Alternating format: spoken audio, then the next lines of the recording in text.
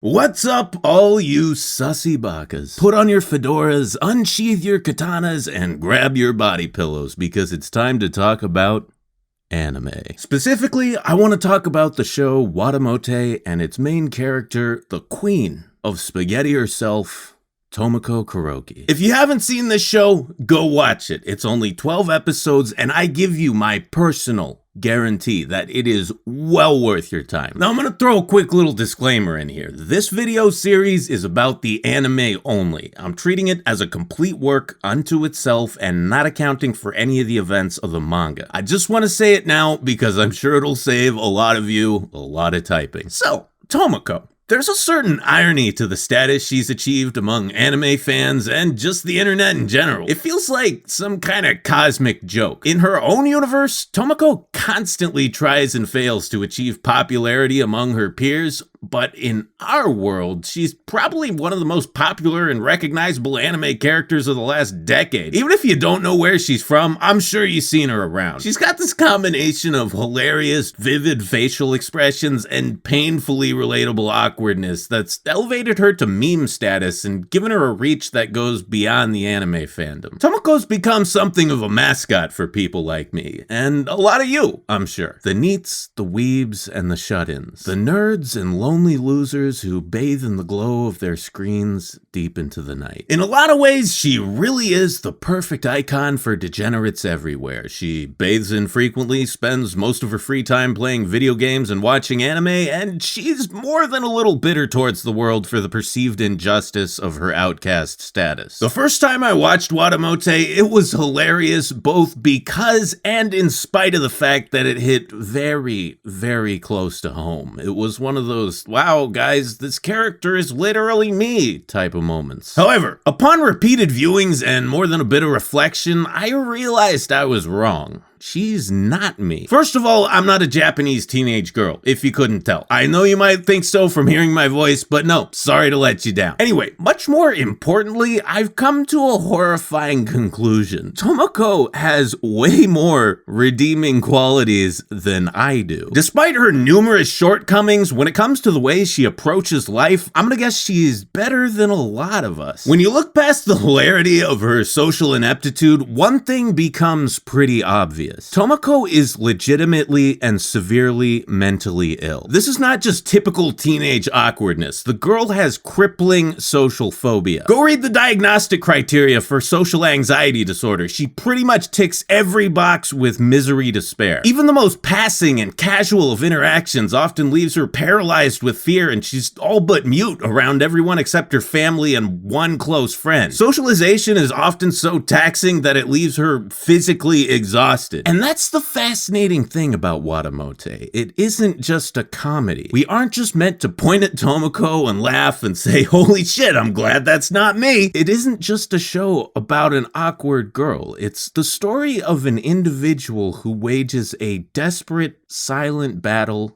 against her own mental illness. Tomoko has no therapist. She has no medication. Her family doesn't appear to be aware of her social issues at all. She is completely alone in this fight, and yet she takes it on with a surprising and admirable sense of self-efficacy, determination, and resilience. The nature of her quest changes over the course of the show. It begins as a shallow, delusional desire for popularity and adulation, but it evolves into a more practical and genuine effort to form human connection. And call me gay, but I find that inspiring. Don't get me wrong, I'm not completely romanticizing this character. Tomoko's a piece of shit, but we can't help rooting for her because we know what she's up against. Social anxiety is basically the villain of the story, and most episodes revolve around Tomoko's latest scheme to defeat it, or become popular, as she puts it herself. Now, as I said, Watamote isn't just a comedy, but comedy is a huge element of it despite its serious subject matter. Some people say the show is insulting to those with mental illness because Tomoko's anxiety and humiliation are often the source of its comedy, and that's somehow wrong. I disagree for one simple reason.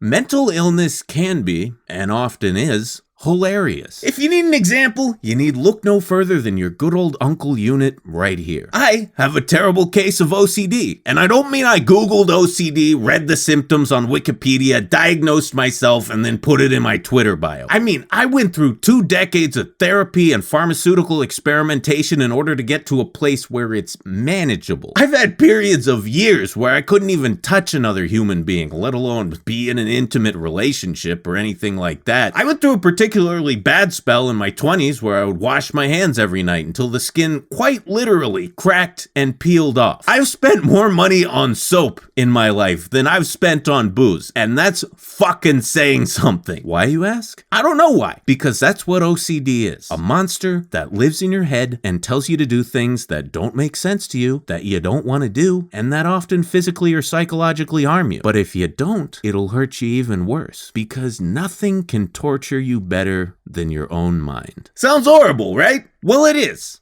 For me, it's hell. But to an outside observer who has no idea what's going on inside my head, I basically just look like a grown man who still thinks everyone and everything has cooties. If you can't see the humor in that, I don't know what to tell you. Moreover, if physical pain can be funny, so can psychological pain. Why is Jackass funny? Because we're all psychopaths who derive joy from watching other people suffer? Well, probably some of us. However, I think for the majority of people, the humor in Jackass stems largely from our empathy. Pain is a universal human experience. We all share it. It transcends language, culture, and all tribalistic divisions. When we watch Steve-O snort a line of wasabi, we aren't thinking like, fuck this guy, I hope he suffers. We're thinking, oh my god, this poor bastard, that must hurt so much. It's funny because you know how much it hurts. We feel a camaraderie with this man because he is engaged in the universal human experience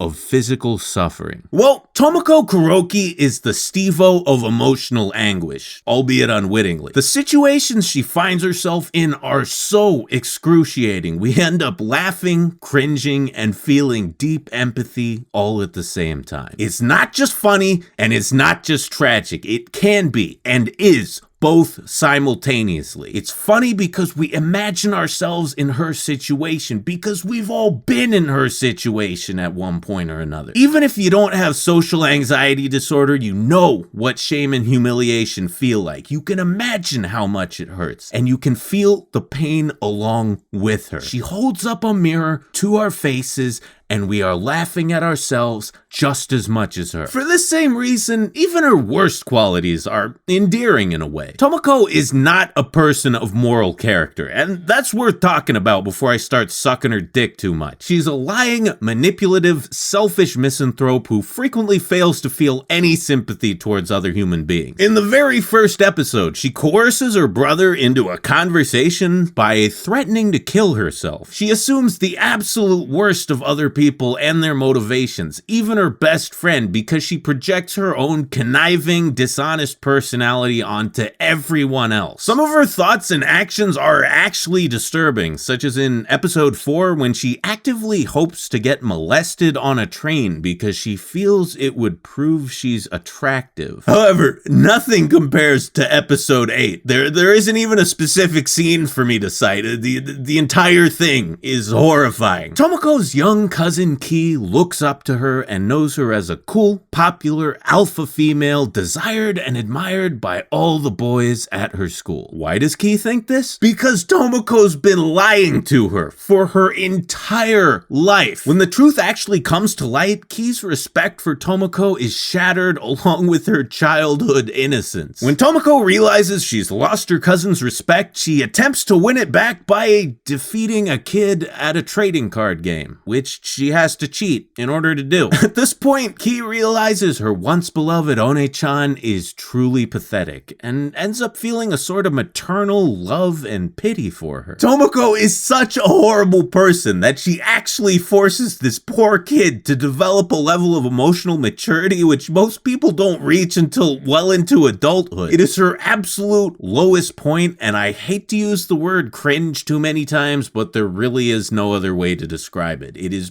painful to watch, both in and of itself and because it reminds us that as human beings, we are all intrinsically and inescapably flawed, and we all have the potential to sink this low.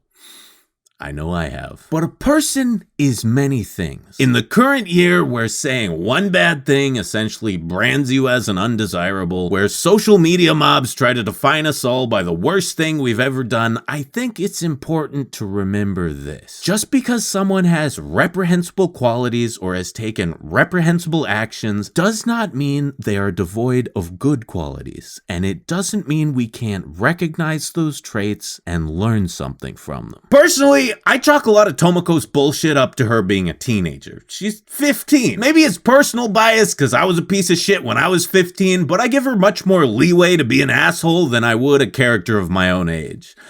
Of which there are none, because every single fucking anime ever takes place in high school. More importantly, I believe that the good in her outweighs the bad, so I'm willing to forgive her faults, deep as they may run. She's an asshole, but that's not all she is. She has a certain set of qualities which I see as inspirational, and that's what the next video will really delve into. The parts of Tomoko that I love. Thanks for watching, and go, not yet, there's more to come. See you next time. I got you with that one, didn't I? You already hear the line, and I just like, oh, fucking subverting expectations. All right, that's enough. Get the fuck out of here. There's another video really soon. Get out of here.